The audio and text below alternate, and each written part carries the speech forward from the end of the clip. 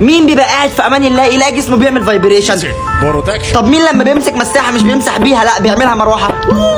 طب مين ولا مؤاخذه ممكن يمسك الشخ اسبوعين ولا انه يدخل الحمام في التلج ده غير النحس اللي الشخه مش بتجيله غير وهو تحت البطانيه بيتدفى. طب مين بيخاف يقعد على القعده عشان بتبقى ساقعه متلجه؟ ده غير اللي بيخاف يفتح الشطافه عشان عارف انها هتطلع ميه متلجه. يا امي عايز الشطافه دي تطلع ميه سخنه. كل الناس بتشتكي من الجو البارد مع ان الجو عمره ما اشتكى من الناس البارده. الناس البارده اللي هم بيتفرجوا لحد دلوقتي وما عملوش لايك. طب مين لما الدنيا بتمطر مش بيدعي ربنا ويصلي، لا بيطلع يشرب ايده في المطره. ده غير اللي بيجيب كوبايه يملاها ويشرب منها. ده غير اللي بيفتح بقه ويغمض عينه زي ما تيجي.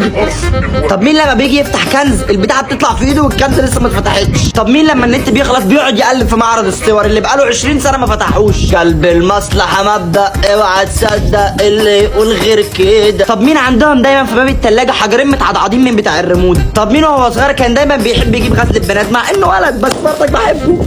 هو ليه في غزل بنات ومفيش غزل ولاد؟ طب ليه في صوابع زينب ومفيش صوابع خالد؟